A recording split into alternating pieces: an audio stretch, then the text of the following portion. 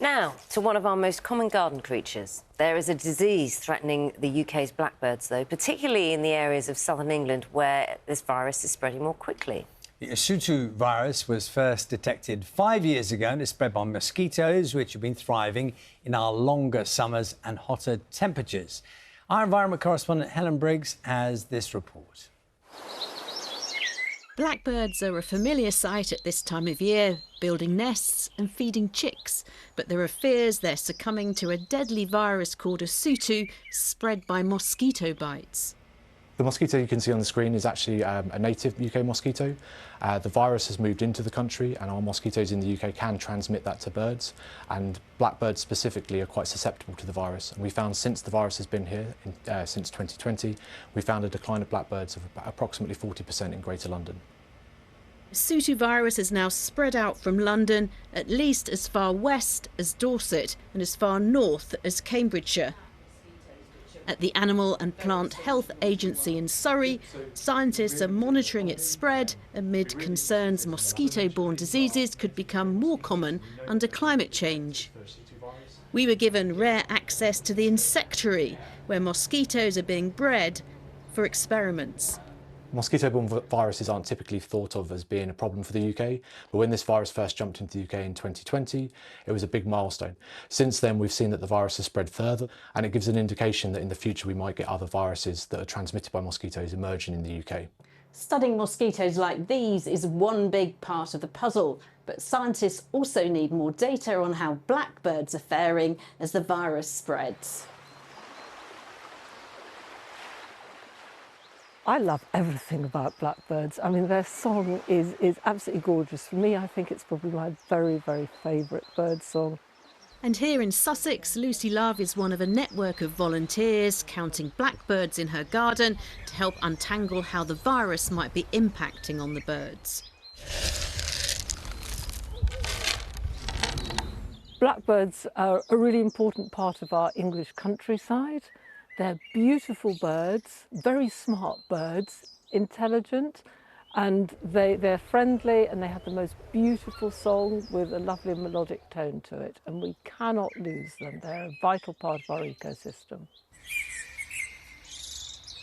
Blackbirds remain one of our most common garden birds, but more bird spotters are being sought up and down the country to keep a record of the comings and goings of the famous songsters. Helen Briggs, BBC News, Sussex. We're joined now by birdwatcher and campaigner Mya-Rose. Craig, good morning to you. Good morning. It's the song. It's just so wonderful, and I think the absence of that would be so noticeable because they're so prevalent and they're so dominant first thing in the morning. How concerned are you about this, and what have you noticed? What have people been telling you, kind of in response to your posts on social media, etc.? Yeah, I mean, for me, like you said, my biggest concern, I suppose for me at least as a person, is that blackbirds are one of the most common species in the UK. They're everywhere. When you hear birdsong, it's quite often blackbirds that you're hearing. So I think it's really upsetting. But I think also on top of the disease, one of the reasons it concerns me is because it's getting worse because of climate change, because of warm weathers and increased flooding. And so it feels like a kind of a taster of what's maybe to come. Do you think blackbirds, and we're seeing these lovely images now, they're one of those birds in the UK that we kind of take for granted? Do you just think they're always there? We don't really think about them much.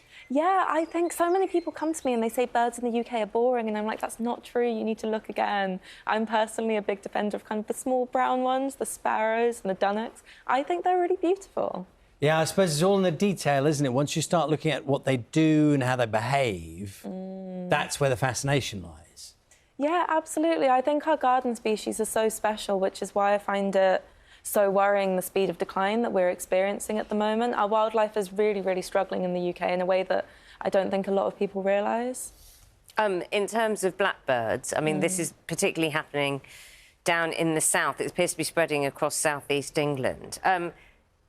We think of that's one bird, that's another. They are an ecosystem in themselves, aren't they? They do all rely on themselves and work together. Yeah, absolutely. And so when you do see one species declining, it affects all the others, but it also is kind of indicative of these wider issues. So blackbirds are relatively hardy, maybe because they're a bit bigger. They've adapted quite well for city life.